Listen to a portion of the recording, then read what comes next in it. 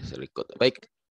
Terima kasih. Assalamualaikum warahmatullahi wabarakatuh. Selamat sore. Waalaikumsalam warahmatullahi wabarakatuh. Selamat sore, Pak. Ada Pak Dirar nih. Pak Dirar apa Mas Dirar nih? Mas lah ya, kayaknya masih Mas muda Dirar, nih. Mas Dirar. Mas Dirar, Saya ya. udah temenan sama Bapak di Iya Facebook, nih, Pak. kita udah saling berjumpa sebelumnya ya. Iya, Pak. Mas Dirar ini ya, aktif di mana nih ya? Aktif di aktivis, Pak. Aktivis ya, luar biasa ya. Iya, Pak.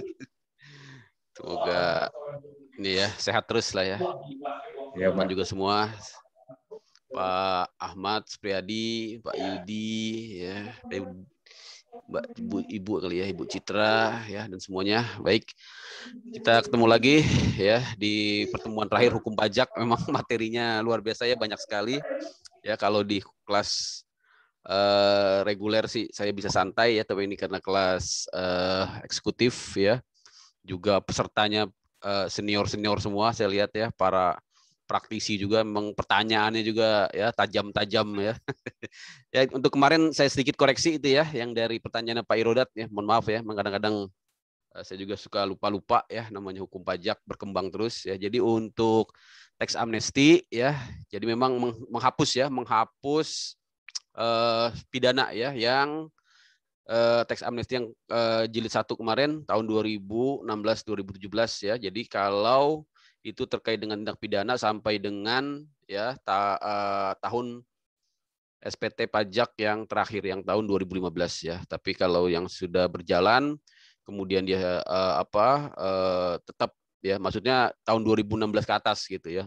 Jadi yang dihapuskan itu yang 2015 sampai dengan tahun 1983 ya. Itu ya teman-teman ya. Memang konsekuensinya seperti itu. Baik, untuk pertemuan kita ini saya ingin share dulu ya RPS-nya Bapak Ibu ini ya. Jadi kembali ke RPS ya, kita ini sudah di pertemuan ke-7 terakhir, artinya kita harusnya sudah memasuki yang poin 14 dan 15 ya. Itu adalah masalah tindak pidana ya. Masalah tindak pidana, masalah upaya hukum ya. Nah, ini saya gedein. Masalah upaya hukum ya, ini. Nah, tapi ternyata untuk hukum material juga belum dibahas ya, yaitu yang PPN PPH. Mungkin saya sedikit lah ya, saya ulas PPN dan PPH. Slide-nya baru saja saya kirim ke Mbak Siti ya, mohon maaf. Jadi harus ya untuk yang PPN dan PPH. Untuk PPN dan PPH memang kita tidak terlalu banyak ya. Kemungkinan juga nanti tidak, ya mungkin hanya sedikit saja ya saya singgung ya. Untuk PPN itu kaitannya nanti dengan objeknya saja ya, objek dan subjeknya. Kemudian juga karakteristik dari dan mekanisme PPN ya, mungkin itu nanti akan saya percepat. Kemudian dasar pengenaannya ya, DPP. Dan terakhir PPN membangun sendiri ya, ada namanya KMS ya, kegiatan membangun sendiri ya. Itu juga mungkin hanya pengenalan saja. Untuk PPH ya, untuk PPH juga ya, kita hanya pengenalannya saja, pengenalan penghasilan ya, definisi penghasilan ya, kemudian subjek dan objeknya ya, kemudian penghitungannya juga ada ya. Saya kira itu teman-teman ya. Langsung aja saya buka tentang PPN dulu kali ya, biar kita sesuai dengan RPS, biar kena semua. Itu baru saja saya bagikan ke ya Mbak Siti ya, baru saja saya bagikan ke Mbak Siti untuk PPN. Nah, ini saya buka PPN-nya. Mana dia? Sorry. Bentar. Belum lagi proses ya. Nah, ini PPN. Izin ya, saya buka. PPN ini dia. Bismillahirrahmanirrahim. Nah, ini dia teman-teman ya. Jadi untuk PPN aja ya. Saya PPN dulu. Intinya apa sih? Nah, PPN ini kan lagi rame sekarang, kebetulan juga lagi rame ya masalah PPN ini. Ya, karena isu-isu yang beredar di medsos ya, terutama ya. Mungkin juga di media elektronik ya, kaitannya dengan barang-barang yang akan dikenakan PPN ya, yang sebelumnya dibebaskan ya akan dikenakan ya itu teman-teman ya. Tapi itu baru isu ya, artinya tentu saja ini akan masuk ke dalam pembahasan ya. Berbagai masukan tentunya akan ditampung ya oleh pemerintah ya dalam hal ini, dan juga akan dibahas di DPR ya, karena yang kita harus paham ya sebagai orang hukum, pemajakan itu harus berdasarkan undang-undang ya, tentunya termasuk ya jenis-jenis barang yang akan dikenakan PPN ya, itu juga harus diatur dengan undang-undang. Artinya tidak bisa ya serta-merta ya pemerintah langsung ya membuat suatu kebijakan ya, apalagi kaitannya dengan jenis-jenis barang ya yang akan dikenakan PPN, ini harus ya diundangkan dulu ya, karena PPN ini memang menganut ya asas yang namanya negative list ya, jadi harus jelas apa yang dibebaskan ya, apa yang dibebaskan. Baru setelah itu nanti ya di luar dari yang dibebaskan itu, itulah yang terkena PPN, itu yang sangat penting sekali ya teman-teman ya. Jadi ini saya share sedikit tentang PPN, mudah-mudahan kita selesaikan hari ini PPN, PPH, dan juga upaya hukum ya. Memang ini agak cepat sekali ya saya. Baik, tentang PPN itu ya Bapak Ibu. Jadi intinya apa sih PPN itu ya? Yang perlu kita tahu sama-sama ya, PPN ini pada hakikatnya adalah pajak atas konsumsi di dalam negeri ya, disebut juga destination principle ya. Jadi asas destinasi ya yang ada di PPN, itulah mengapa atas barang ekspor tidak dikenakan PPN ya. Karena ekspor itu dikonsumsi di luar negeri ya. Nah, tapi yang perlu teman-teman pahami, kalau untuk barang ekspor, untuk PPN-nya memang dia istilahnya bukan dibebaskan ya. Nanti ada istilah dibebaskan, ada istilah tidak dipungut ya. Nah, untuk barang ekspor itu istilahnya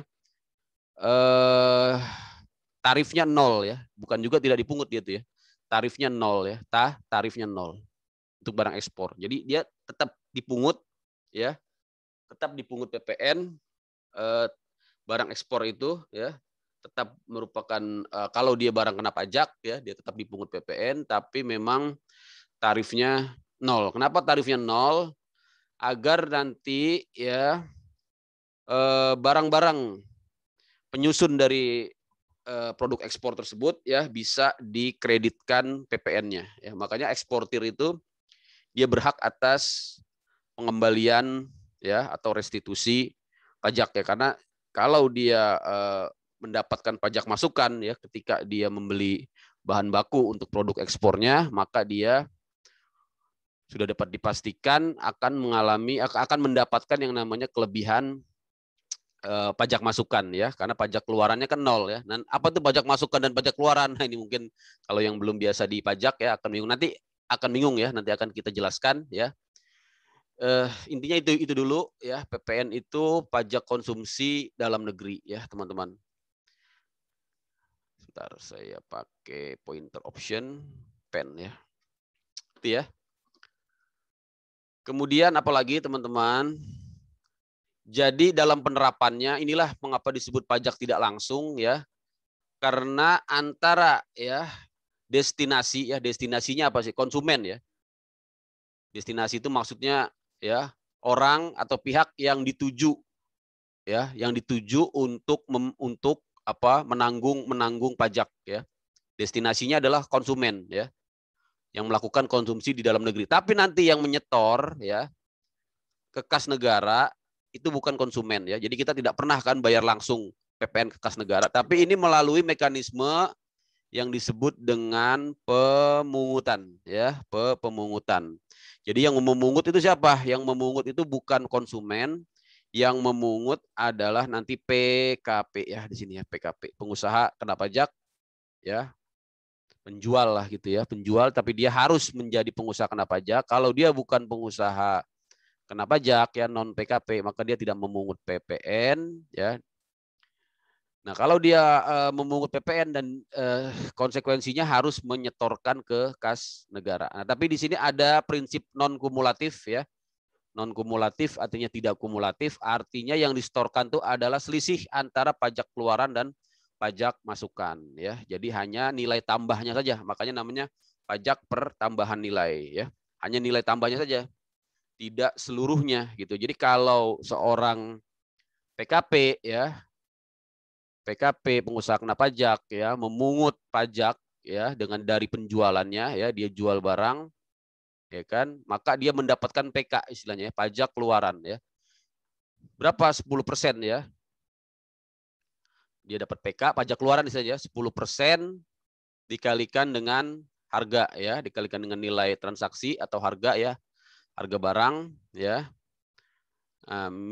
Misalnya harga barangnya 100 ya, maka di sini PPN keluarannya 10. Nah, yang 10 ini tidak semuanya distorkan ya. Tapi nanti ya di apa istilahnya dikreditkan ya, istilahnya dikreditkan ya. Dikreditkan atau dikurangi ya, biar gampangnya dikurangi ya, tapi biasa bahasa pajaknya dikreditkan dengan pajak masukan ya. Pajak masukan itu apa? Ketika dia beli ya, ketika PKP ini beli ya, beli barang ya. Misalnya ini bahannya ini adalah baju ya, baju ya, misalnya baju ya, dia beli kain ya, beli kain. Nah, ada pajak masukannya ya. Misalnya baju harganya 80 ya, 80. Maka di sini ya pajak masukannya 8 ya, pajak masukannya 8. Makanya nanti ya jumlah yang distorkan ke kas negara adalah 10 diambil 8 ya. Jadi hanya 2 saja ya, hanya 2 ya. Rp2 lah ini ya. Rp2. Inilah yang distorkan ke kas negara. Itulah makanya tidak kumulatif ya. Karena kalau tidak seperti ini nanti akan kumulatif ya. Misalnya setiap transaksi dikenakan PPN ya tanpa bisa dikurangkan dari pajak masukannya, akibatnya memang dikenakan berlapis dan kumulatif ya. Itulah mengapa PPN itu disebut pajak konsumsi, kemudian pajak tidak langsung ya, kemudian bersifat non kumulatif ya. Nah, ya, dan subjeknya terdiri dari 2 ya, PKP dan non PKP. Ini menentukan ya untuk pajak barangnya itu dipungut atau tidak dipungut PPN. Itu ya teman-teman ya tentang PPN. Undang-undangnya ini ya, Undang-Undang PPN terakhir tahun 2009 ya. Tapi di sini ada lagi yang terakhir ya. Ini belum masuk ya. Undang-Undang apa? Ciptaker ya, Undang-Undang Ciptaker ya. Undang-Undang Ciptaker, Undang-Undang nomor berapa? Nomor 11 ya. Undang-Undang nomor 11 tahun 2019 ya. Kemarin kok tahun 2019? Tahun 2020 ya. Undang-Undang Ciptaker. Undang-Undang nomor 11 tahun berapa? Tahun 2020. Bulan November ya. Itu ya teman-teman ya. Berikutnya mekanisme tadi ya, mekanismenya sudah saya jelaskan. Jadi memang harus melalui yang namanya PKP ya. Pengusaha kena pajak inilah sebagai ujung tombak ya, sebagai andalan ya pemungutan PPN ya. Makanya itu sekarang ya wacananya threshold-nya ya, artinya batas syarat untuk menjadi PKP itu akan diturunkan ya, nilai omsetnya. Sebelumnya kan 4,8 ya.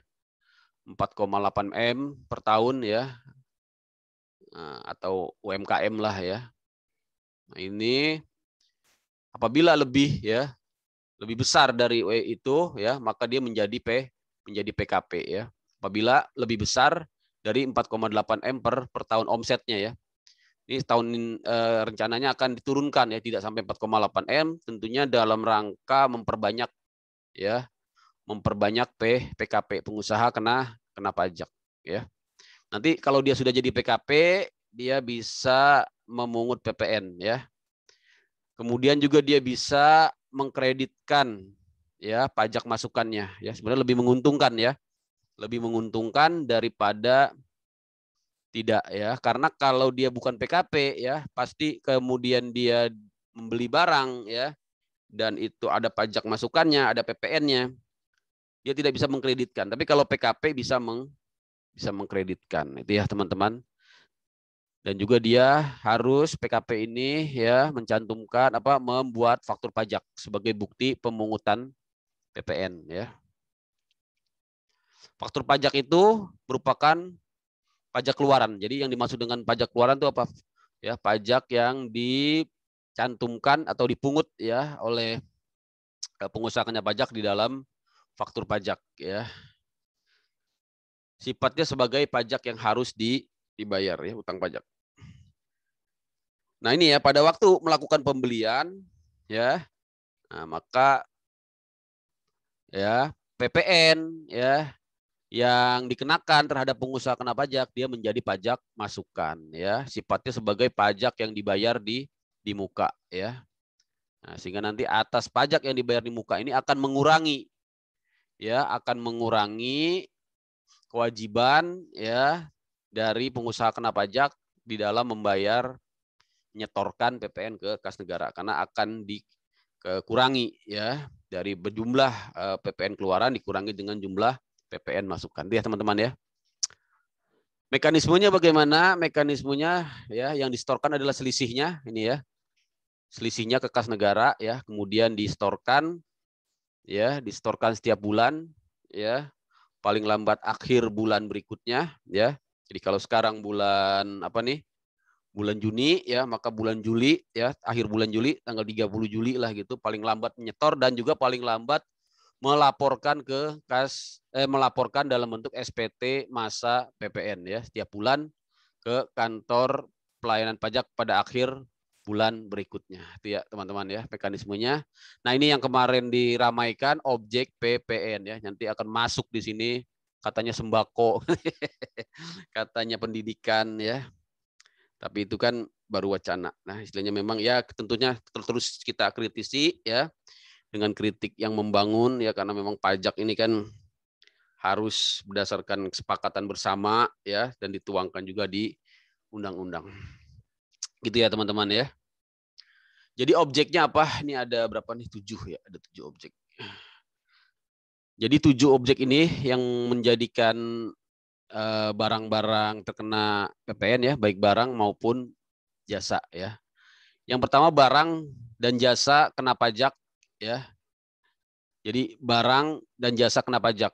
Ini bicara objeknya barang dan jasa kena pajak di dalam daerah pabean ya, yang dilakukan oleh pengusaha. Memang di sini ada unsur harus pengusaha ya, dan harus barang dan jasa yang dikonsumsinya itu di dalam daerah pabean, dan harus barang atau jasa kena pajak gitu ya. Kemudian impor barang kena pajak, ini objeknya impor ya. Jadi atas barang impor ini ya dikenakan PPN ya, disebut dengan PPN impor. Ini yang memungut adalah Direktorat Jenderal Bea dan Cukai ya. Jadi setiap impor itu akan dikenakan PPN ya 10% ya, 10%. Itu ya. Dari apa? Dari nilai impor ya, 10% dari nilai impor ya. Nilai impor itu apa? Nilai impor itu ya adalah nilai pabean ya. Nilai pabean. Nilai pabean itu apa? Nilai pabean itu adalah cost ya, insurance dan freight ya. Cost itu biaya barang ya, harga barang, insurance itu asuransi, freight biaya pengangkutan ya. Plus sebenarnya, tidak murni CIF tapi CIF plus ya. Plus biaya-biaya ya, banyak sekali ya. Ada biaya bongkar ya. Biaya bongkar muat ya. Biaya bongkar muat juga masuk, kalau belum dimasukkan harus dimasukkan ya. Biaya royalti ya. Royalti itu pembayaran atas haki ya, misalnya barang-barang branded yang bermerek ya, atau hak license yang harus dibayar ke luar negeri itu juga harus dimasukkan ke nilai pabean ya. Begitu juga atas ya ASIS ya. ASIS itu apa sih? ASIS itu adalah nilai-nilai yang diberikan secara cuma-cuma ya, harga ya, bantuan yang diberikan cuma-cuma ya oleh importir ya kepada supplier ya atas barang yang diimpor ya. Itu juga ada prosit ya. Ini kebetulan saya memang dari kepabeanan, saya paham persis ini ya. Itu yang nanya ekspor impor bolehlah saya ya. Prosit itu bagian dari penghasilan ya yang masih harus disampaikan ke penjual di luar negeri. Ini juga masuk ke dalam nilai pabean ya. Ya. Ada lagi komisi ya. Komisi ya tidak termasuk komisi pembelian. Jadi memang nilai pabeannya agak rumit ya. Teman-teman bisa lah cari diklat yang namanya ahli kepabeanan ya, biar tahu tentang ekspor impor, terutama tentang kepabeanan. Nah, dari nilai pabean ini ditambah dengan bea masuk ya, ditambah dengan cukai ya, ditambah lagi dengan bea masuk tambahan ya, bea masuk tambahan itu banyak sekali ya.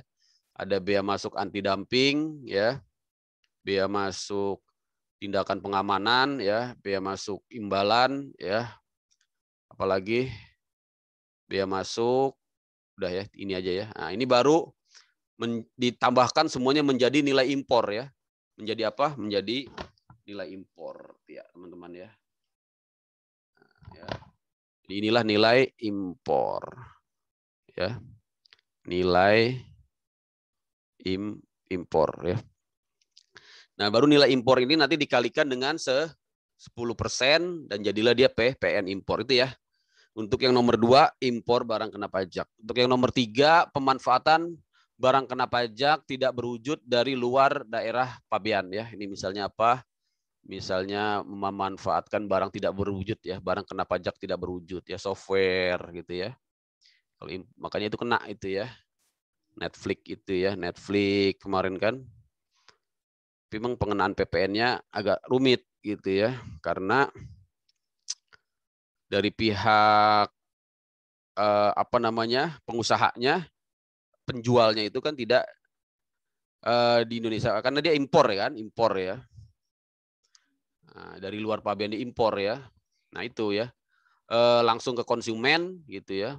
Nah, makanya kemarin ditetapkan sebagai pemungut ya, ditetapkan sebagai pemungut PPN ya, perusahaan-perusahaan yang ada banyak tuh ya, kaitannya dengan pemanfaatan barang kena pajak tidak berwujud dari luar daerah pabean. Yang agak rumit adalah pemungutan PPh-nya ya, karena ternyata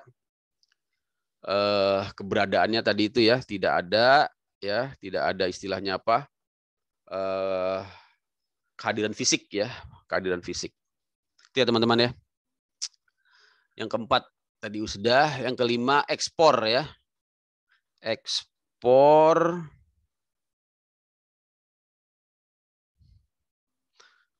Nah ini ya, kenapa kok ekspor masuk ke objek PPN? Ya, tadi sudah saya sampaikan ya. Karena walaupun dia masuk ke dalam objek PPN, ya kenapa dia masuk ke dalam objek PPN? Kan ekspor ya. Ekspor itu kan dikonsumsi di luar negeri ya. Dia harusnya bukan objek PPN dong. Nah ini tujuannya untuk apa? Agar nanti barang-barang ekspor itu bisa mengkreditkan para pengusaha ekspor ya, eksportir, bisa mengkreditkan pajak masukannya, sehingga memang di sini walaupun dia masuk ke dalam objek PPN, tarifnya 0 ya, tarifnya 0 ya. Nah, itu ya teman-teman ya.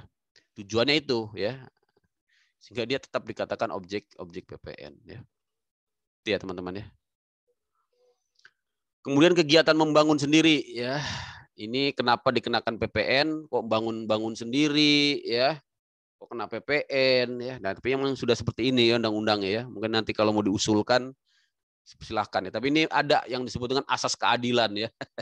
Asas keadilan. Kenapa dikatakan asas keadilan? Agar sama perlakuannya dengan kegiatan membangun yang pakai developer ya, yang pakai apa namanya kontraktor ya.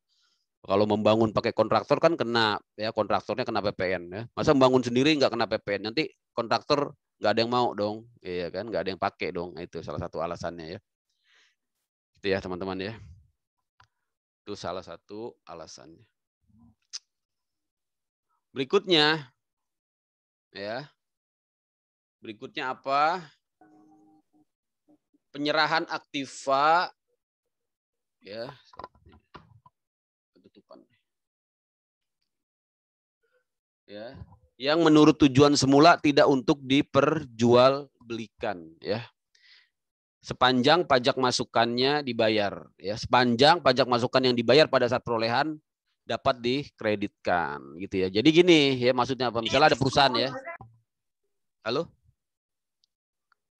Ada perusahaan ya, perusahaan ini usahanya bukan jual beli mobil ya, usahanya apa tadi, perusahaan tekstil lah misalnya ya. Perusahaan tekstil ya. Dia jual mobil ya, mobil perusahaan itu ya. Nah, pada saat sepanjang pajak masukan yang dibayar pada saat perolehan tersebut boleh dikreditkan. Jadi memang ini harus hati-hati membacanya ya. Tadi misalnya mobil ya, mobil itu awalnya tidak untuk diperjualbelikan. Jangan mobil lah, mesin ya. Kalau mobil memang agak rumit ya. Mobil kalau apalagi yang sedan ya, itu memang tidak tidak bisa dikreditkan ya. Mesin lah gitu ya, mesin. Nah, mesin ini memang tidak untuk diperjualbelikan, tapi untuk produksi. Dan pada saat dia dibeli, PPN-nya memang sudah dikreditkan ya, atau dapat dikreditkan ya, baik sudah ataupun sudah dikreditkan ataupun belum ya. Intinya PPN-nya dapat dikreditkan ya. Nah, nanti pada saat dia jual, nah itu menjadi objek PPN ya teman-teman ya. Nah, ini pelan-pelan. Saya kira itu ya untuk PPN. Berikutnya ya, ada yang namanya barang tidak kena PPN atau barang dan jasa yang tidak dikenakan PPN ya. Barang dan jasa yang tidak dikenakan PPN ya. Sorry, ini kok silo banget. Bisa dikit. Aduh. Ya. Apa itu? Pertama, barang hasil pertambangan ya atau pengeboran.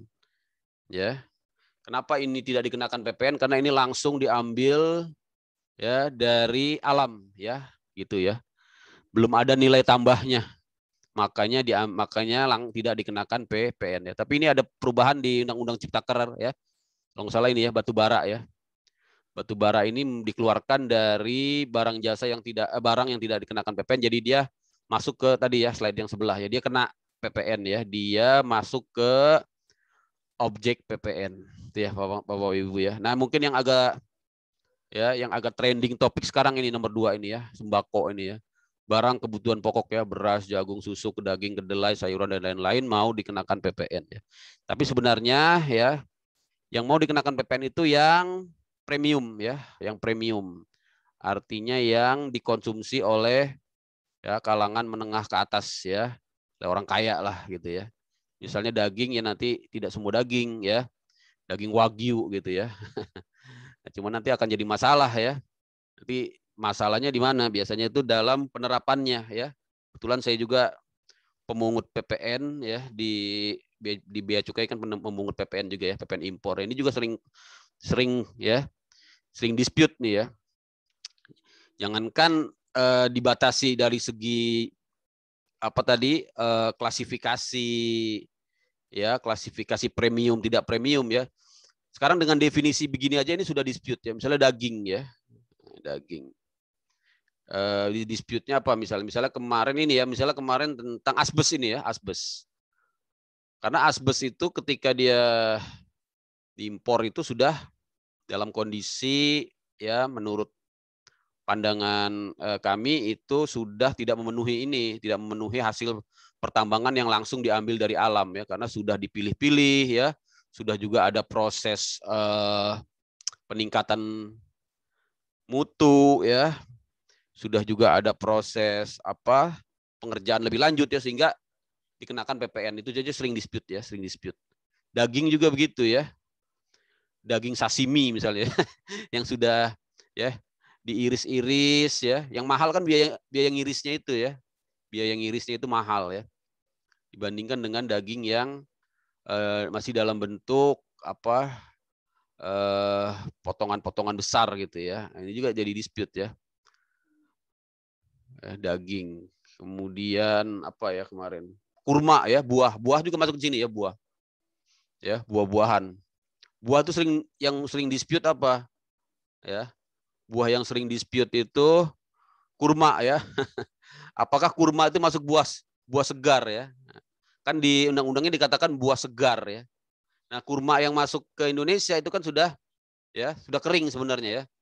Sudah kering ya, tapi oleh importirnya bukan diberitahukan ya.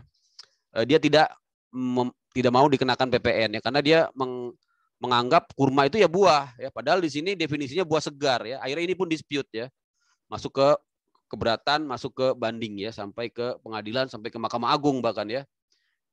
Putusan Mahkamah Agung memang sudah keluar bahwa kurma kalau dia itu kering ya, artinya sudah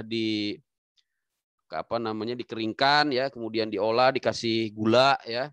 Yang kurma-kurma yang beredar kebanyakan di kita itu kurma kering ya. Tapi kalau dia disimpan di lemari es ya, kemudian bisa busuk, nah itu kurma segar ya, kurma segar. Nah itu yang kena pembebasan tidak dikenakan PPN itu kurma yang seperti itu ya. Dia bukan tidak dikenakan ya kurma itu. Dia sebelahnya nanti ya, dibebaskan ya. Jadi memang ada istilah dibebaskan, ada istilah tidak dikenakan ya teman-teman ya. Jadi ada lagi ya, barang kebutuhan pokok itu dibebaskan ya. Gitu ya teman-teman ya. Kemudian ada makanan dan minuman ya. Kenapa makanan minuman ini tidak dikenakan PPN? Karena dia double taxation nanti ya. Double taxation dengan pajak restoran ya. Pajak restoran adalah pajak daerah ya. Pajak daerah. Itu ya. Berikutnya, jasa medis ini juga ya. Jasa pendidikan ya. Waduh, kemarin rame ya. Karena yang dikenakan sebenarnya bukan semua jasa pendidikan ya. Nanti akan diklasifikasi lagi. Ya, jasa pendidikan yang tentunya yang tidak berhubungan langsung dengan kebutuhan masyarakat lah gitu ya. Mungkin kayak pelatihan-pelatihan ya, yang itu biayanya juga untuk kalangan-kalangan tertentu lah seperti itu ya teman-teman ya. Jadi memang harus kita antisipasi ya, masalah isu-isu pajak ini benar-benar harus dilihat ya, didengarkan baik-baik keterangan dari pemerintah. Ya tentunya kritik terus ya, karena itu memang dibutuhkan juga. Dasar pengenaannya seperti apa PPN ya? Umumnya dari harga jual ya, atau harga transaksi ya, yaitu nilai berupa uang ya. Semua biaya ya yang diminta ya. Jadi biaya yang diminta atau ditagih ya, atau yang seharusnya diminta oleh penjual ya, karena penyerahan barang kena pajak ya. Itu ya teman-teman ya. Jadi dimasukin semuanya ya. Biaya-biaya apapun yang memang itu nanti menjadi tagihan ya kepada lawan transaksi ya. Kemudian ada yang namanya biaya penggantian ya, yaitu nilai berupa uang termasuk biaya. Sorry, ada yang bocor. Udah ya. Gitu ya. Biaya penggantian termasuk semua biaya yang diminta atau seharusnya diminta oleh pengusaha karena penyerahan jasa ya, ini untuk jasa istilahnya biaya penggantian ya. Baik jasa kena pajak, ekspor barang kena pajak tidak berwujud ya, teman-teman. Nah, nilai impor tadi sudah saya jelaskan ya. Nilai impor sudah saya jelaskan tadi ya, CIF dan segala komponen-komponennya. Nilai ekspor, nah biaya yang diminta oleh eksportir. Jadi ini tidak mengikat kalau nilai ekspor ya, terserah ya. Bisa FOB ya, bisa CIF ya, bisa ex-work ya, bisa DDP ya. Ini apa nih? Ada yang tahu nggak nih? Kalau yang biasa di pelabuhan ya, paham lah ini ya, FOB, CIF, ex-work, DDP ini jenis-jenis biaya ya. Bukan biaya ya, Incoterm, internasional komersial teknologi ya, komersial terminologi. Kemudian ada juga DPP nilai lain ya, yaitu yang ditetapkan oleh menteri. DPP nilai lain ini misalnya apa? Misalnya untuk barang yang diserahkan secara cuma-cuma ya, atau hadiah ya. Barang cuma-cuma, pemberian cuma-cuma ya. Nah, bisa juga untuk emas ya, kalau misalnya emas ya, emas juga ya. Kemudian juga ada di dalamnya jasa ya, jasa transportasi ya. Jasa transportasi, ekspedisi ya. Ini juga menggunakan nilai lain ya. Makanya nanti faktur pajaknya terbit dengan kode 04 ya. FP04 ya, gitu ya teman-teman ya. Tarifnya 10% ya, flat sama semuanya. Tapi nanti yang membedakan adalah apa?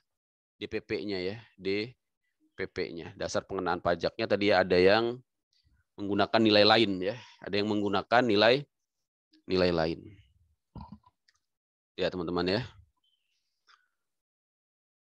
Kemudian tarifnya ya dapat diubah lebih rendah ataupun lebih tinggi dengan peraturan pemerintah ya. Harus ada PP-nya ya, teman-teman ya. Maaf nih, baru gabung nih, Pak. Oh, siap. Iya, iya. Terlambat nih, Pak. Iya, aman. Iya. Nanti Pak. bisa di ini dengerin rekamannya. Oh, Pak Irodat siap. udah datang belum, Pak Irodat nih? Pak Iradat. Belum Pak ya? Belum gabung Pak ya? Belum gabung ya. Biasanya ini ya paling semangat. Dia sudah di sini Pak, di Medan, di Jakarta. Jakarta ya, siap. Pak Iqbal Lanjut, ya Pak. ini ya? Ya, Pak Iqbal ini ya? Pak siapa nih? saya. Pak Doni. Pak Doni, Wilhelmus Doni, siap. Jadi kita ini Pak agak ini memang waktunya sebentar sekali nih ya, PPN sebelum, tapi mungkin nanti mudah-mudahan habis PPN, PPH, kemudian pengadilan pajak ya kita sikat hari ini ya. Iya, siap. Saya agak lambat ini ya ininya. Jadi memang nggak sesuai RPS ya, tapi nanti kalau misalnya pengen mendalami lagi bisa lewat YouTube saya ya, pelan-pelan dicari di situ banyak sekali ya. Ya, modul sih sudah ya, modul sudah. Kemarin udah banyak modul pengantar pajak, modul KUP, modul perdagangan pajak internasional. Saya kira itu cukup ya, Ini sih cuma ini aja kita ya, cuma ya diskusi-diskusi lah gitu ya. Kemarin ada yang nanya Pak Irodat tuh tentang tax amnesty ya. Terserah ya, nanya apa aja boleh. Kalau bisa saya jawab ya, kalau enggak ya nanti saya ini lagi ya lewat WhatsApp lah gitu ya. Siap. Saya kira PPN itulah ya, banyak sekali PPN ini. Apa nih? PPNBM ya, PPNBM juga kemarin rame ya, gara-gara mobil dihapuskan PPNBM-nya yang 1.500 cc ya. Sampai dengan 1.500 cc. PPNBM sih intinya ini aja ya. Artinya memang dikenakan terhadap produk-produk yang tergolong mewah ya. Memang definisi mewahnya ini kemudian yang banyak dispute juga ya. Saya juga sering sekali dispute PPNBM ini, termasuk mobil ya.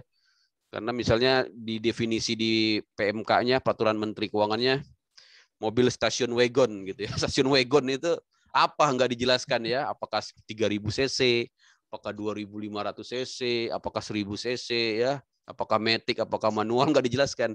Cuma kata-katanya sedan dan station wagon itu kena barang mewah. Akhirnya semua mobil nggak bilang station wagon. Saya bukan station wagon, saya bukan sedan, saya MPV gitu ya. Kayak Alphard itu ya bilangnya MPV gitu ya. Nah itu ya. Dispute akhirnya ya. Dispute masuk ke pengadilan pajak. Karena memang kadang-kadang pembuatan undang-undang, pembuatan peraturan itu tidak sempurna ya. Akhirnya memang harus melalui jalur litigasi ya untuk mencari kebenaran kebenaran materialnya. Itu ya Bapak Ibu ya. Saya kira PPNBM sih itulah ya. Nanti dibaca aja. Saya ingin langsung ke PPH ya, biar kita dapat semuanya walaupun sedikit-sedikit ya. Untuk PPH saya buka, itu sudah saya share tadi ke Bu Siti ya. Baik PPN, PPH dan pengadilan pajak ya.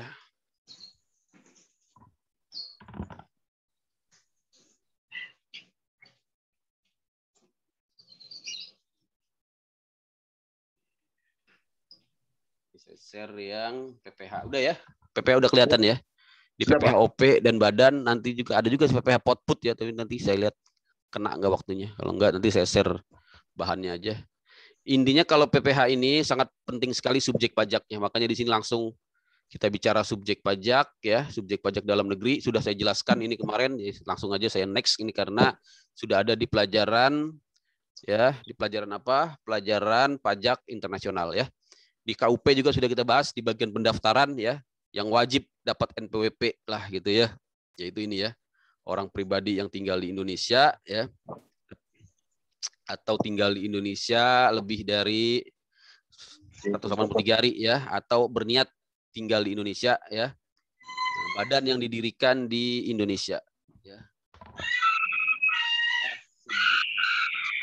Subjek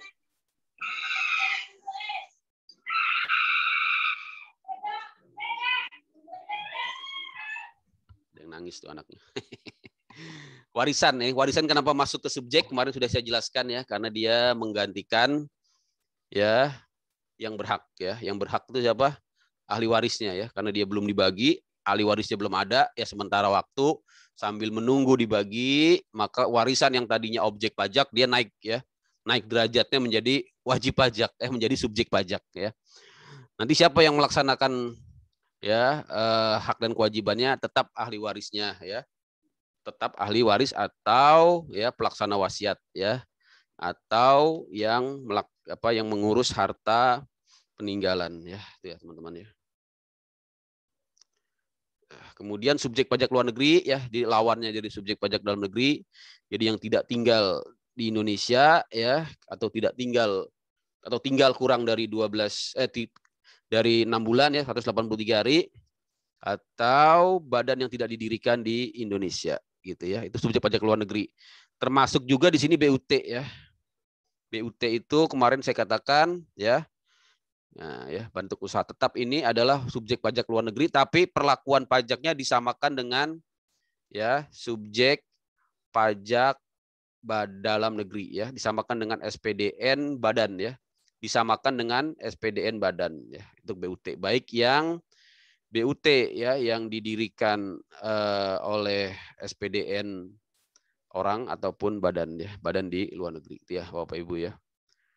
Kemudian yang tidak termasuk subjek pajak juga ini sudah ya di pelajaran pajak internasional, intinya adalah perwakilan negara asing ya. Dan seterusnya ya, isikan nanti dibaca aja. Kemudian ada objek PPH tidak final ya. Ini yang disebut dengan PPH pasal 4 ayat 1 lah ya. PPH tidak final ya. Artinya nanti penghitungannya melalui ya mekanisme ya penghasilan kena pajak ya, penghasilan kena pajak, yaitu dari ya penghasilan kena pajak ini adalah neto ya, harus dihitung dulu netonya. Bagaimana mencari neto ya? Neto itu diambil dari ya bruto tentunya, dari bruto ya, ataupun omset ataupun penjualan dikurangi dengan biaya-biaya ya, biaya-biaya yang diperkenankan ya, biaya-biaya yang diperkenankan di Undang-Undang PPH, yaitu di pasal 6 ya, kalau salah pasal 6 ya, di pasal 6. Jadi tidak semua biaya ya, makanya nanti di sini yang menjadi koreksi biasanya ya, yang disebut dengan koreksi fiskal ya, yaitu biaya-biaya yang secara akuntansi masuk biaya, tapi secara fiskal atau undang-undang pajak penghasilan tidak tergolong biaya, atau sebaliknya ya, ada juga yang seharusnya masuk ke dalam biaya tapi tidak dibiayakan, sehingga memang ada koreksi ya, baik itu koreksi negatif maupun positif ya. Itu yang menggunakan objek tidak final ya, banyak di sini ya. Apa nih, mulai dari penggantian ya, imbalan ya, gaji, tunjangan dan seterusnya ya, hadiah dari undian atau pekerjaan atau kegiatan dan penghargaan ya. Ini juga masuk ya, laba usaha ya, laba ini ya, profit bisnis, keuntungan karena pengalihan harta ya. Kemudian juga penerimaan kembali ya, pembayaran pajak yang telah dibebankan sebagai biaya ya. Kemudian bunga dan saya kira ini ya. Bunga ya, kemudian juga dividen ya, dengan nama dan bentuk apapun, termasuk dividen ya dari perusahaan asuransi kepada pemegang polis dan pembagian sisa hasil usaha koperasi. Saya kira ini ya, saya akan dibaca. Intinya ada yang namanya objek PPH yang bersifat tidak final ya. Tidak final itu apa maksudnya? Ya, menemukan pajak terutangnya ya di akhir periode ya, di akhir tahun dengan cara seperti ini ya, dengan cara mencari dulu yang namanya netonya ya, artinya dia digabungkan, nanti penghasilan ini akan digabungkan ke dalam penghasilan pajak tidak final ya. Masih ada lagi banyak ya, ada royalti, sewa, penerimaan ya, asuransi. Saya kira ini teman-teman yang penting tahu aja ya. Kemudian yang final ya, apa bedanya yang final? Kalau final tadi dia akan ya dikeluarkan dari perhitungan penghasilan kena pajak atau penghasilan neto ya. Jadi kalau ada bunga deposito ya, kalau ada penghasilan dari transaksi saham ya, kalau ada penghasilan dari ya harta tanah dan bangunan ya, atau ada penghasilan lainnya, ini intinya sih biasanya terkait dengan ya passive income ya. Terkait dengan apa? Passive income ya. Nah, ini akan dikeluarkan ya dari perhitungan neto ya, akan dikeluarkan dari perhitungan neto, dan di SPT pun memang dipisahkan ya. Ada khusus yang namanya lampiran pajak-pajak yang bersifat final ya, sehingga tidak digabungkan dengan perhitungan SPT yang tidak final ya, teman-teman ya. Jadi bicara tentang penghasilan tadi ada 2, ada yang final, tidak final, satu lagi ada 3 ya, yang tidak termasuk objek ya, non objek PPH ya, bantuan sumbangan ya, ini silakan teman-teman lihat ya, kemudian tidak semua bantuan dan sumbangan ya, termasuk zakat, intinya yang diterima oleh badan amil zakat ya, ataupun lembaga amil zakat ya. Jadi tidak semua bantuan sumbangan, semua orang bilang, wah saya dapat dari sumbangan Pak. Sumbangan dari mana? Dari bos saya. Nggak bisa. Itu bukan sumbangan ya. Itu gaji maksudnya ya. Jadi harus yang diterima oleh badan amil atau lembaga amil atau yang telah disahkan ya oleh pemerintah ya, penerima zakat ya. Atau kalau dia mau dikatakan sebagai harta hibah ya, yang tidak termasuk objek pajak, diterima oleh keluarga sedarah dalam garis keturunan lurus 1 derajat ya, atau badan keagamaan ya, badan pendidikan, badan sosial ya, pengusaha kecil.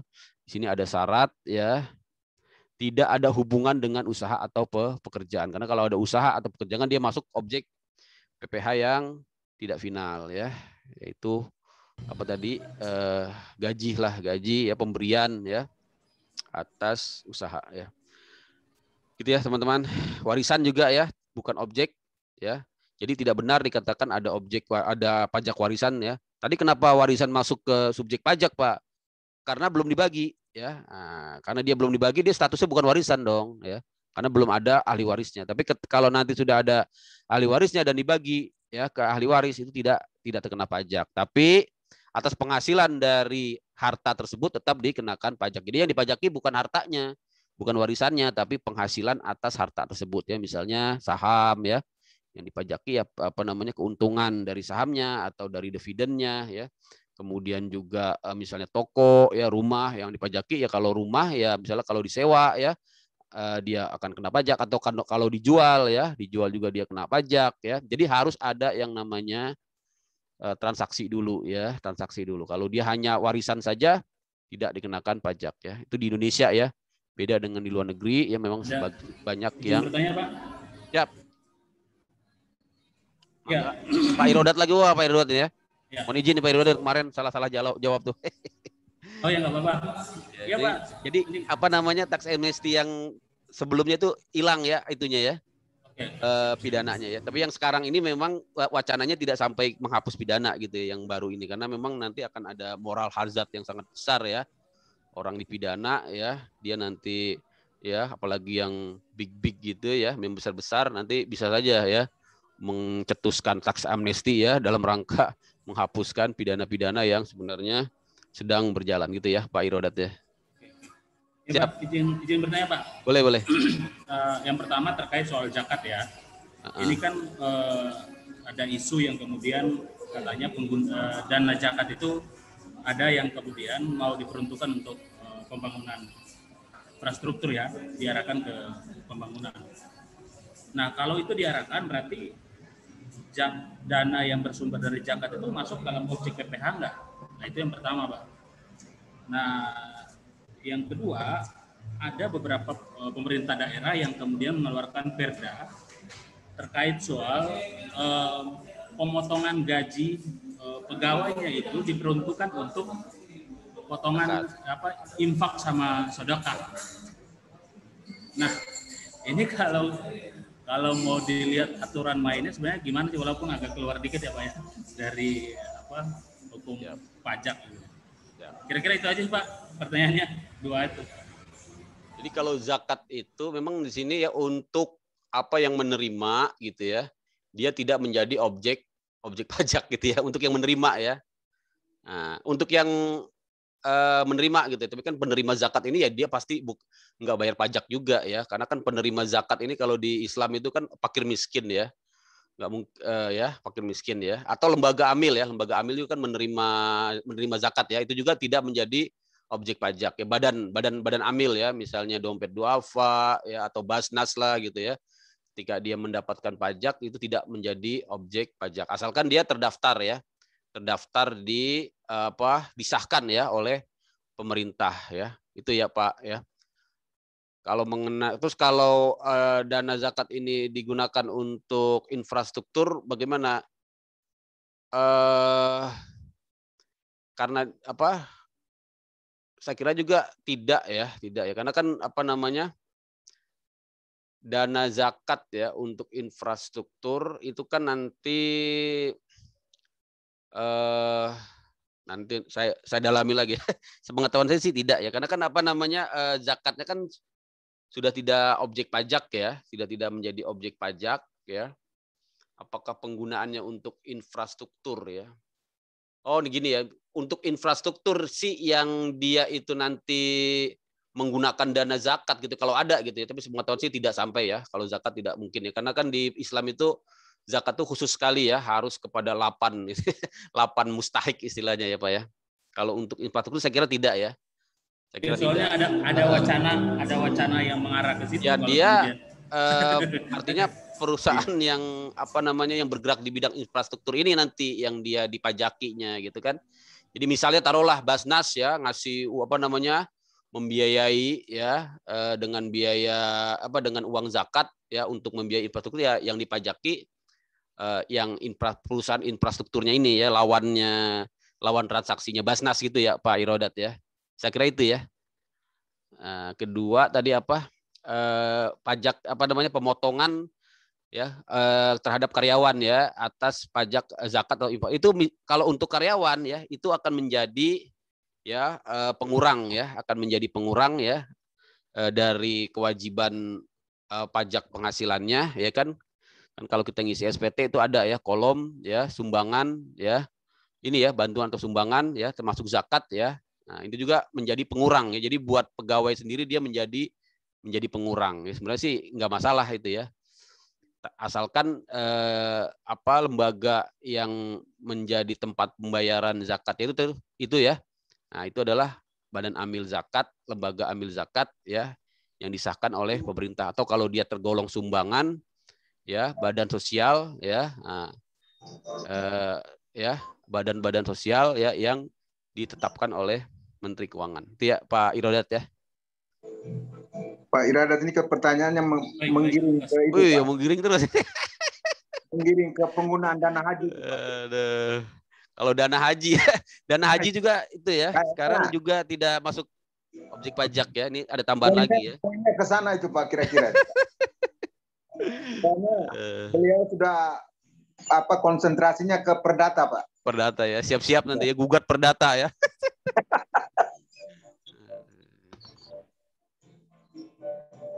Itu ya.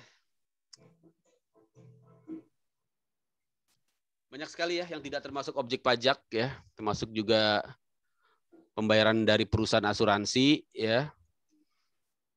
Pembayaran dari perusahaan asuransi ya kepada orang pribadi ya. Jadi kalau kita dapat ya istilahnya apa? Klaim lah gitu ya. Nah, itu juga nggak kena pajak ya. Kenapa? Karena ketika kita bayar preminya udah kena pajak ya. Oh begitu.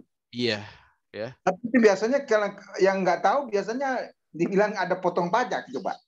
Pembayaran dari perusahaan asuransi kepada orang pribadi, tapi ya sehubungan dengan asuransi kesehatan ini ya. Makanya asuransi apa dulu? Kalau asuransi investasi ya nggak masuk ya. Itu yang kena pajak yang investasi itu kali ya. Asuransi yang asuransi ini kan yang kena cuma ini aja nih. Yang nggak kena cuma kesehatan, kecelakaan, jiwa, ya. Dwiguna sama beasiswa. Ya, biasanya yang sifatnya investasi gitu ya. Nah, itu kena itu. Dividen ya atau bagian laba yang diterima oleh PT ya. Nah, ini juga nggak kena ya. Sebagai wajib pajak dalam negeri. Ya ini dibaca aja. Iuran yang diterima ya. Jadi kalau ada iuran ya dari dana pensiun juga tidak ya. Penghasilan dari modal yang ditanamkan oleh badan pensiun ya saya kira ini dibaca aja ya. Dasar pengenaannya nih ya. Pensiunan ada pajaknya juga. Ya Pak. Pensiunan juga ada pajaknya. Ada. Pensiunan ada pajaknya. Pajaknya itu selama dia penghasilannya di atas, ini untuk orang pribadinya ya. Untuk orang pribadi pensiunnya selama penghasilannya di atas penghasilan tidak kena pajak. Penghasilan tidak kena pajak 4,5 juta ya, 4,2 ya per bulan ya, atau 54 tergantung ininya ya.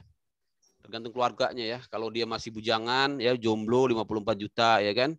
Nanti nambah lagi istrinya, tambah lagi jadi 4,5 juta. Ya, jadi 58,5. Ya? Ah, itu dihitung. Kalau pensiunan biasanya di bawah itu. Kecuali pensiunan ini ya kali ya. Pensiunan ada item-item, yang Pak, apa? BUMN kali ya. Ya? Pak, Ya. di pensiunan itu ada item-item subsidi pajak dari pemerintah kan? Nah, itu kurang paham juga saya itu. Ya, karena belum ini ya. Tapi sepengetahuan saya sih tetap kena ya. Tetap kena juga kalau di atas dari penghasilan tidak kena pajak. Mungkin juga bisa disubsidi juga kali ya. Untuk Pemerintah pensiunan PNS ya. PNS itu disubsidi pajak lalu kemudian dari pajak. Iya, jadi istilahnya ditanggung oleh pemerintah gitu ya. Betul. Siap.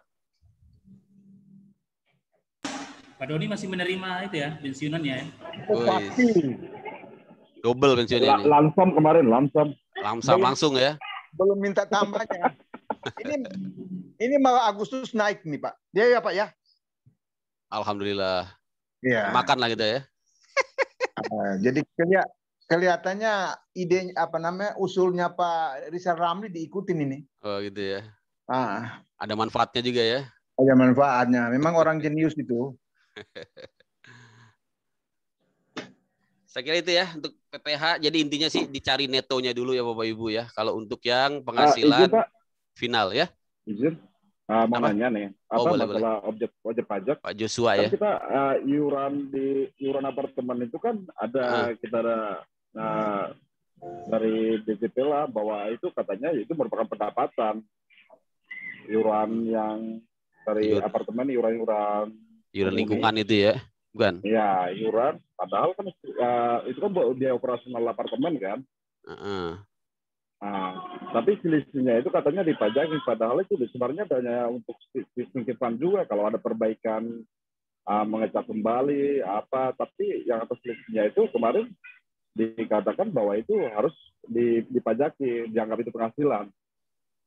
Iya, karena kan definisi penghasilan itu Pak, dia masuk nggak nih ke sini ya, iuran apartemen itu ya, saya kira nggak ada yang masuk ke sini kan, non objek sini ya.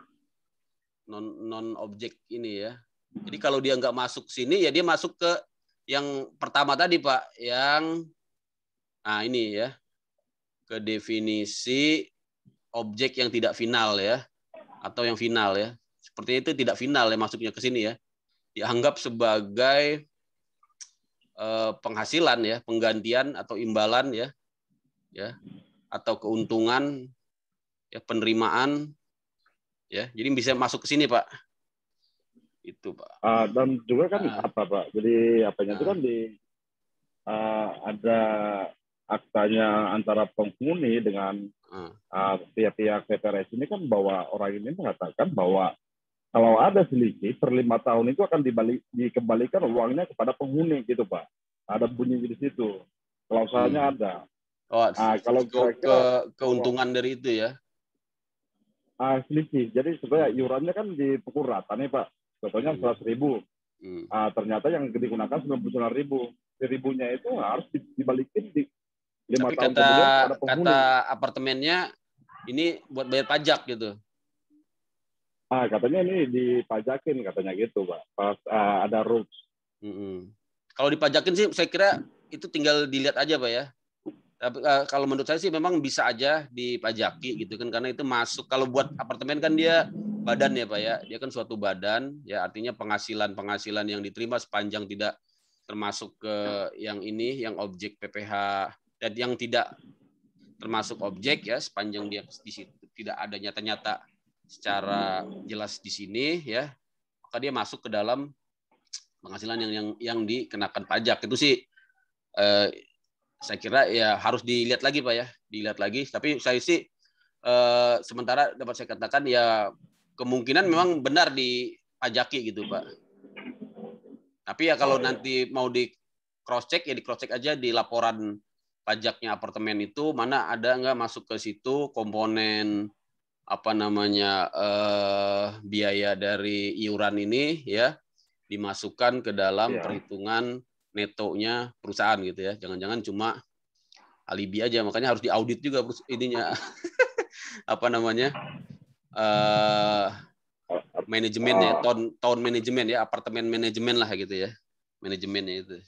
Memang biasa gitu itu ya. Saya juga tinggal di perumahan itu ya, nggak jelas itu kita bayar ya, tahu-tahu dipakai buat keperluan dia ya. Itu problemnya Pak. Iya, siap. Tapi kalau masuk objek pajak sih bisa aja Pak ya. Kalau saya sih memandangnya itu memang masuk sih sebenarnya ya, karena itu penghasilan ya, orang masuk ke dalam bagian dari penghasilan. Ya Pak siapa tadi? Pak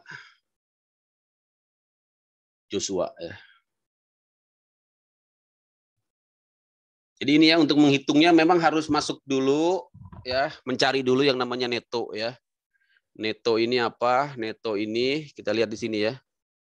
Nah, ini ya cara menghitung neto ya. Intinya itu adalah ya dikurangi dengan biaya-biaya yang diperkenankan oleh Undang-Undang PPH ya. Jadi di sini nanti akan menghasilkan penghasilan neto. Nah, dari penghasilan neto itu kalau dia wajib pajak orang pribadi ya, maka dia ya dikurangi lagi dengan penghasilan tidak kena pajak ya. Dikurangi lagi dengan apa? Penghasilan tidak kena pajak. Ya.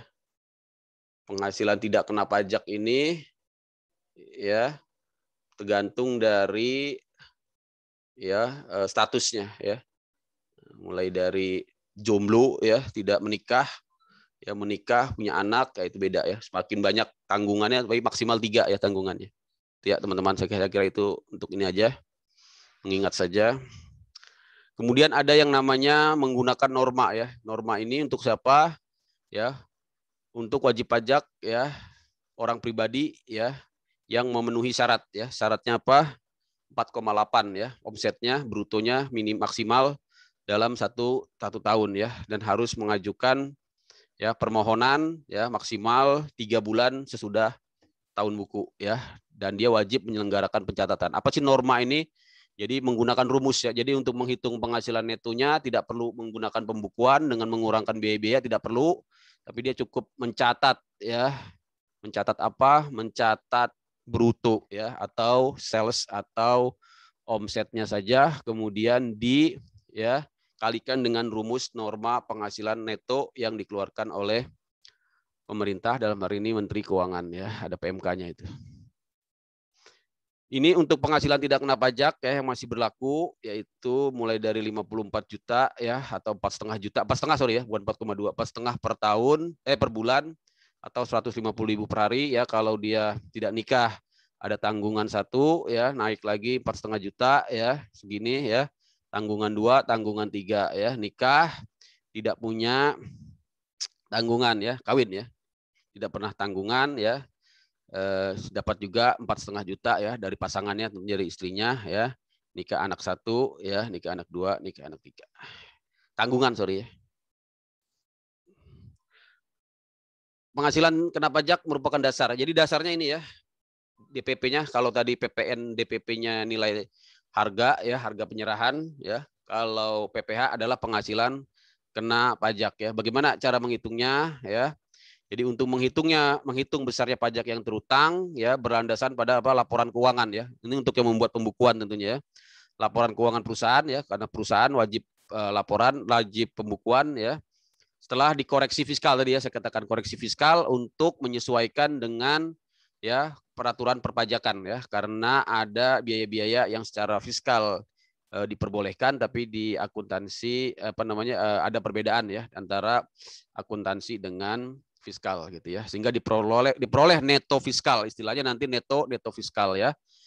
Sedangkan untuk PK penghasilan kena pajak orang pribadi ya juga dikurangi lagi dengan penghasilan tidak kena pajak, PTKP ya, penghasilan tidak kena pajak ya, yang tadi 54 juta dan seterusnya.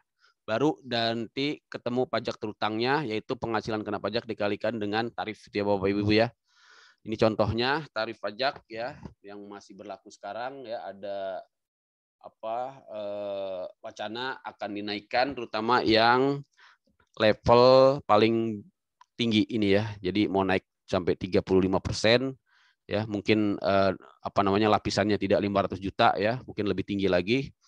Intinya memang dari wacana yang ada PPh orang pribadi ini akan dinaikkan ya, tapi sementara masih ini ya. Ini menggunakan tarif progresif istilahnya ya. Itu ya teman-teman ya. Kemudian untuk badan ya, sekarang tahun 2021 kita sudah di tarif 22% ya. Awalnya masih tinggi, awalnya 28%. Turun 25% ya. Kalau TBK dia dapat diskon ya, dapat penurunan lagi sebesar 3% ya, yang 28 jadi 25, sebesar 5% ya. Yang 25 jadi 20 ya. Untuk tahun 2020 yang 22 menjadi 19%, yang 20% menjadi 17%. Jadi tahun depan 2022 tarif PPh badan adalah 20%, apabila TBK dia menjadi 17% ya, Bapak Ibu ya. Kemudian bagaimana untuk usaha kecil ya? Di sini ada fasilitas untuk UMKM ya, Bapak Ibu, yaitu yang penghasilan brutonya 50 miliar ya, sampai dengan berapa? Sampai dengan 50 miliar 1 tahun dia dapat diskon 50% ya. Ini istilahnya PPh pasal 30 ya. 30E kalau nggak salah ya. Jadi fasilitas lah ya, fasilitas ya. Tarif fasilitas. Yang mendapatkan tarif 50% dari tarif normal ya, dikenakan ya atas penghasilan kena pajak dari bagian bruto 4,8 M ya. Jadi nanti harus dipisahkan dulu antara dibagi dulu dengan 4,8 M. Nanti kita lihat ada contoh cara penghitungannya ya. Contohnya ini ya. Jadi kalau tahun 2009 ini tahun 2009 ya, PTY ya dengan omset bukan omset ya. Penghasilan kena pajak omset 4,5 M ya. Omsetnya 4,5 M. Penghasilan kena pajaknya ya, PHKP ya. PHKP-nya berapa? 500 juta ya. Nah, karena dia masih di bawah 4,8 M, maka dia pakai fasilitas tadi ya, pasal 30E, yaitu dikalikan 50% ya. Maka pajak terutangnya ya, kalau tahun 2008 ini 28% tarif normal, dia dikalikan lagi 50%, jadi dia cukup bayar 70 juta ya. Untuk tahun 2010 ya. Untuk tahun 2010 ya, karena tarifnya juga sudah turun 25% ya, maka dia bayarnya cukup 62,5 juta ya. Tapi untuk tahun 2018 karena ada PP ya, PP 23 tahun 2018 yang itu PPh final 0,5% dari omset, maka dia cukup bayar 0,5% dikalikan dengan omset 4,5 M ya. Jadi dia cukup bayar 22,5 ya. 22,5 juta. Jadi ini memang sangat membantu sekali ya, PPh final 0,5% ini. Kalau dibandingkan dengan tarif fasilitas biasa ya yang 50%, dia masih kena 70 miliar ya. 70 juta ya. Kalau pakai yang 0,5% cukup bayar 22,5 juta. Itu ya Bapak. Jadi jauh sekali selisihnya. Nah, ini kalau untuk perusahaan yang omsetnya sudah di atas ya 50 ya. Di tahun di atas, masih di bawah 50 tapi di atas 4,8 M ya.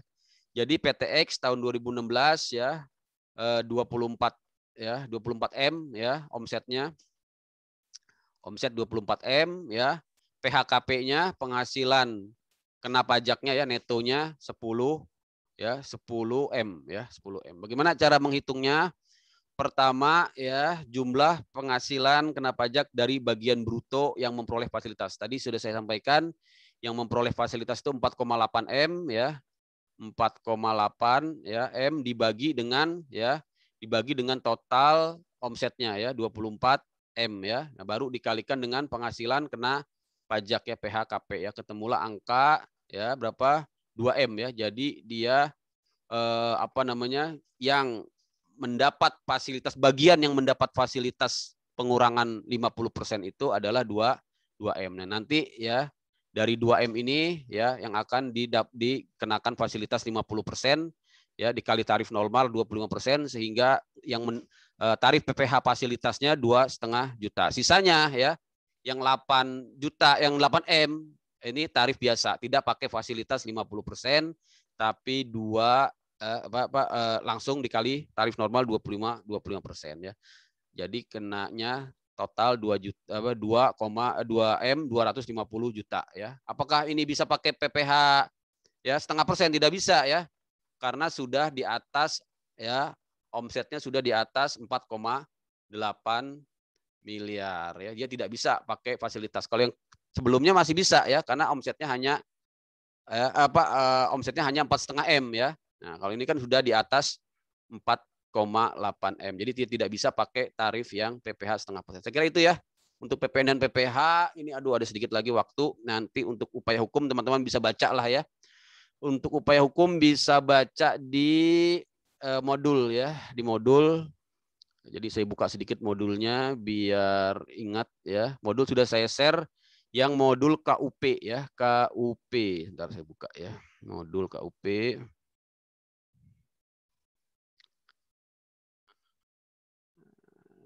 Bentar ya. Lagi buka ini. Jadi ini karena keterbatasan waktu untuk PPN dan PPh sudah saya share modul ya. Saya share modul, mana modulnya? Bentar ya, masih buka nih. Agak lemot. Untuk upaya hukum sudah ada di modul, Bapak Ibu ya, bisa juga nanti dilihat di YouTube saya yang lain ya. Ini karena memang mohon izin nih, waduh lagi buka nih sebentar ya. Lemot nih komputernya.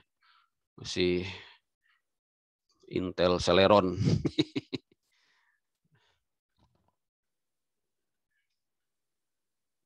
Saya share modul. Nah, ini dia modul. Nah, ini ya Bapak-bapak nanti lihat di bab terakhir ya. Bab 8. Kemarin sudah saya kasih ya ke Bu Siti ya. Teman-teman saya kira sudah lihat semuanya. Lihat aja di bab 8 ini ya, upaya hukum pajak ya, upaya hukum pajak ya. Jadi ada 1 2 3 4 5 6 7 ya, upaya hukum ya. Lihat di sini. Yang pertama ya, upaya hukum pembetulan ya. Pembetulan itu apa? Ini Bapak-bapak nanti bisa baca aja di sini ya. Jadi pembetulan itu ya atas penerbitan STP ya ataupun SKP yang tidak benar ya, yang tidak ideal, yang tidak tepat karena terdapat kesalahan ya. Jadi harus dilihat ya, kalau mau pakai upaya hukum pembetulan pasal 16 ini dasar argumentasinya, alasannya adalah karena apa? Karena kesalahan ya. Kesalahan apa? Di sini harus dilihat ya. Tidak semua kesalahan, tapi ada 3 jenis kesalahan ya, yaitu salah di sini ya, di ruang lingkupnya ya. Salah tulis ya. Jadi sini sebenarnya bukan dispute ya, ini murni permohonan, beda dengan keberatan dan banding itu ada dispute. Ini seharusnya tidak menimbulkan dispute ya, karena memang kesalahan yang bersifat manusiawi ya. Misalnya salah tulis ya, salah nulis NPWP, salah nulis nomor, salah nulis jenis pajak, salah nulis masa ya, salah nulis jatuh tempo, atau salah hitung. Salah hitung itu salah jumlah, salah ngurang, salah ngali ya, salah bagi ya. Itu ya. Jadi kesalahan hitung ya, yang meliputi kesalahan-kesalahan itu yang bersifat manusiawi. Di sini saya bold sudah ya. Jadi itu ya teman-teman ya, harus hati-hati memilih upaya hukum ya. Ini ada contohnya. Nanti silakan dibaca aja. Kemudian keberatan. Nah ini. Sebelum keberatan ini dulu ya. Ini disebut juga pengurangan, penghapusan dan pembatalan. Ini disebut juga upaya hukum pasal 36 ya. Beda dengan pasal 16, pasal 36 ini ya, kalau tadi karena kesalahan hitung ya, ini macam-macam alasannya ya. Pertama, untuk bisa kita memohon pengurangan atau penghapusan sanksi ya berupa denda ya. Nah, ya. Dikarenakan kehilapan wajib pajak. Di sini alasannya wajib pajak merasa hilaf ya, atau bukan karena kesalahan ya, bisa minta dikurangkan bahkan dihapus sanksi administrasi baik bunga, denda maupun kenaikan, diajukan permohonan ke Direktur Jenderal Pajak ya. Bahkan di sini bisa juga membatalkan surat ketetapan pajak ya yang tidak benar. Nah, ini ya teman-teman ya. Ini kok mirip nanti dengan keberatan. Keberatan juga kan membatalkan surat ketetapan pajak ya. Nah, yang membedakan apa dengan keberatan? Pertama ya, ini harus pilih ya. Kalau pilih keberatan tidak boleh pakai upaya hukum pasal 36 ya. Itu harus pilih. Yang kedua ya yang dapat saya sampaikan di sini, upaya hukum pasal 36 ini sebenarnya untuk memberikan keadilan ya kepada pengusaha ya wajib pajak yang dia ditolak keberatannya karena alasan formal. Jadi tujuannya itu ya. Jadi memang di sini diberikan kesempatan untuk mengajukan sampai 2 kali bahkan ya. Saking memang undang-undang KUP ini berusaha untuk mengakomodir keadilan untuk pengusaha ya wajib pajak. Ini dibaca aja saya kira. Bahkan upaya hukum pasal 36 itu bisa juga ya membatalkan surat ketetapan yang tidak benar secara formal ya, yaitu yang tidak memberitahukan ya adanya pemeriksaan ya atau yang tidak dilakukan pembahasan dengan wajib pajak. Itu Bapak-bapak bisa baca ya. Jadi intinya apa di pasal 36 ini ya, pengurangan atau pembatalan surat ketetapan diberikan dalam rangka memberikan keadilan ya. Terus ya satu lagi tidak boleh bersama-sama dengan keberatan, harus pilih salah satu ya. Yang kedua, apabila keberatan ditolak karena tidak memenuhi syarat formal masih bisa dilakukan upaya di pasal 36. Ya Bapak Ibu ya, kecuali yang berdasarkan pasal 13A. 13A ini apa? Yang ultimum remedium ya, yang tindak pidana yang diganti dengan sanksi administrasi ya, karena baru pertama kali melakukan tindak pidana ini tidak boleh diajukan upaya hukum ya. Kemudian keberatan ini ya kepada Direktur Jenderal Pajak atas surat-surat ketetapan ya. Jadi kalau keberatan ini khusus atas surat ketetapan yang depannya SK ya, SKPKB, SKPBT, SPKBLB, SPKPN ya. Nah, ini ya, yang dibaca aja ya. Untuk keberatan ada contoh-contohnya juga. Nah, kemudian banding ke pengadilan pajak ya. Ini juga teman-teman nanti bisa baca ya. Intinya kalau banding ini, keberatan dan banding ini satu bagian. Kalau banding harus lewat keberatan dulu ya. Tapi kalau pasal 16 ya, pasal 36 ya nanti ditolak ya. Itu masuk ke gugatan ya. Jadi ada yang namanya gugatan ya. Jadi harus dipilih, harus benar-benar diperhatikan gugatan ini pertama ya atas pelaksanaan penagihan ya. Baik itu berupa surat paksa, surat perintah melakukan penyitaan, maupun lelang, maupun keputusan pencegahan ya dalam rangka penagihan pajak. Nah, untuk keberatan banding tidak masuk ke dalam gugatan. Kenapa? Karena di sini selain yang ditetapkan dalam pasal 2526, artinya selain keberatan tidak boleh masuk gugatan ya. Jadi jangan salah, habis keberatan harus banding. Tapi namanya kalau selain keberatan baru dia namanya gugatan ya, itu teman-teman ya.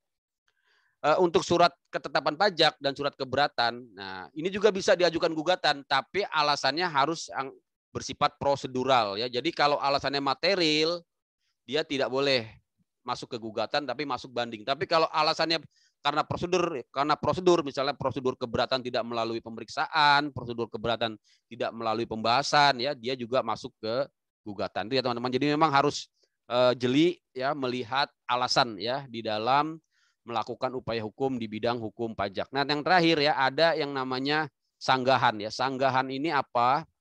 Ya, sanggahan ini adalah upaya hukum yang dilakukan oleh pihak ketiga. Jadi ini bukan wajib pajak ya. Pihak ketiga ya. Pihak ketiga yang apa? Yang ya yang barangnya ikut disita oleh juru sita pajak ya. Misalnya mobil ya, kemarin saya pernah ini ya menyita mobil. Nah, ternyata digugat oleh pihak ketiga ya. Pihak ketiganya itu pemilik mobil ya, yang dia merasa oh mobilnya kan ada di showroom. Rupanya ada yang belum ya, ada yang belum diambil ya, atau misalnya mobil karyawan ya, ada di showroom ya. Main sita-sita aja ya, kemarin memang juru sitanya juga. Tapi sebenarnya udah bener ya, juru sitanya udah bener, memang kadang-kadang ini karena kelihayan dari ya kuasa hukumnya juga ya. Nah, dia akhirnya mengatakan oh, yang disita itu bukan wajib pajak, bukan hartanya wajib pajak, itu harta orang ya, aset orang ya. Dia membuktikannya nanti di pengadilan negeri. Nah, ya. Bedanya apa? Ini diajukan ke pengadilan negeri dan ini masuk ke hukum acara pengadilan negeri, yaitu masuk ke sengketa perdata karena sengketanya masalah kepemilikan. Jadi nanti pembuktian kepemilikan aja ini ya. Nah, BPKB-nya lah dilihat kalau mobil ya, kalau tanah ya dilihat surat-suratnya ya, perjanjian-perjanjiannya ya. Nanti pengadilan negeri ya yang menerima gugatan memberitahukan kepada pejabat ya, kepada juru sita ya, apabila ada gugatan, ya, ada sanggahan, ya, untuk menangguhkan pelaksanaan penagihan, ya, gitu ya. Ini upaya hukum yang ke-7. Ke-6. Terakhir ada yang namanya permohonan putusan sela. Ini masih kaitannya dengan gugatan, ya. Jadi kalau ada gugatan, kita juga bisa memasukkan permohonan putusan sela, yaitu untuk, ya, menunda, ya, tindak lanjut pelaksanaan penagihan, ya. Karena gugatan ini kan seharusnya tidak boleh menunda atau menghalang-halangi penagihan. Jadi kalaupun ada gugatan yang namanya penyitaan, yang namanya pelelangan, ya, yang namanya pemblokiran, ya, itu harus jalan terus walaupun sedang digugat. Nah, tapi kalau kita mengajukan putusan sela, ya, minta misalnya barang yang disita itu dikembalikan dengan alasan apa? Alasannya ini, ya. Alasannya di sini, ya, dapat dikabulkan apabila terdapat keadaan yang sangat mendesak. Ya, ini ya harus yang bisa ditempuh oleh kuasa hukum, ya. Kita sebagai orang hukum nanti mungkin menghadapi permasalahan pajak atau menjadi kuasa hukum pajak, ya, kita bisa menempuh upaya hukum yang sangat banyak ini, ya, tapi saking banyaknya kadang-kadang bingung, ya. Kadang-kadang bingung kita, ya. Kenapa bisa bingung? Ya karena banyak, ya, 1 sampai 7 ini, ya. Saya juga sering melihat lawyer-lawyer yang baru di pengadilan pajak, ya, salah memilih, ya, dia melakukan gugatan padahal harusnya banding, ya. Karena kan biasanya kalau di pengadilan biasa gugat, ya, namanya gugat, ya. Banding nanti sesudah gugatan, ya kan. Ini enggak, di pengadilan pajak banding dan gugatan itu sama, satu fase gitu ya, satu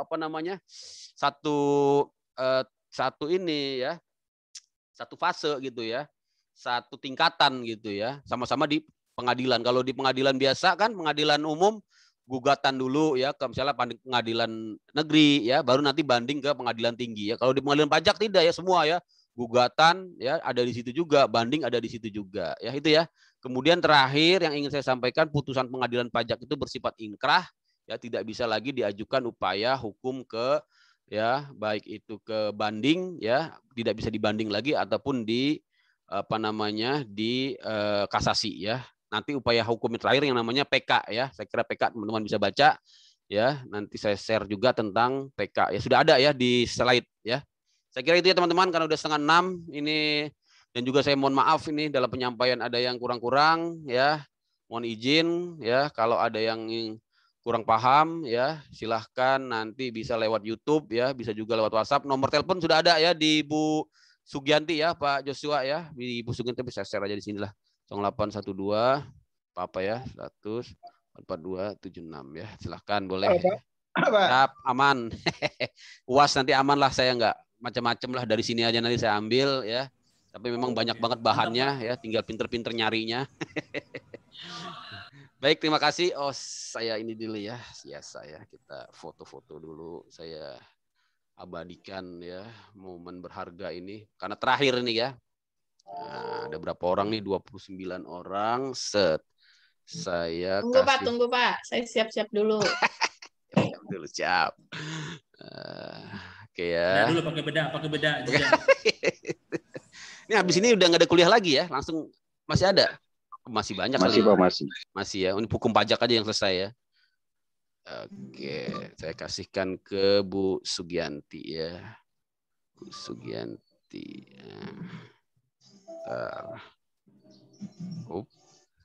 Layer 1 sudah, wah, ada 2 layer nih. 1, 2, 3. Oke, print screen, iya, sudah. Oke, terima kasih Bapak Ibu. Oh, si Desti udah nongol gara-gara pas di foto langsung nongol dia, Pak. Jadi kelihatan semua, ya. Yoi. Siap. Kenapa? Si Desti baru nongol itu, Pak Doni. Oh gitu. Anaknya Pak Doni itu. Baik. Ponaan. Ponaan, ya. Nah, ketemu gede apa gimana? Baik, terima kasih Bapak Ibu, ya. Pak Doni, ya, Pak Irodat yang aktif sekali, luar biasa, Pak Iqbal, ya. Pak Supriyadi, Wandi tidak bisa saya sebutkan satu-satu, ya, banyak sekali ini mengkelas yang luar biasa, ya, pertanyaannya juga, ya, menggetarkan saya, ya, sampai nggak bisa tidur, ya. Baik, untuk hukum pajak memang sebenarnya sih tidak terlalu ini saya kurikulum baru, ya, jadi saya tambahkan PPN, saya tambahkan PPH. Sebenarnya ada biaya materai juga, ya, nanti saya kasih lagi lah, ya. Kalau yang tahun lalu sih cuma KUP aja, ya, sama pengantar aja, nih, ya. Untuk UAS, cukup, Pak, jangan banyak-banyak. Nanti luber, ya.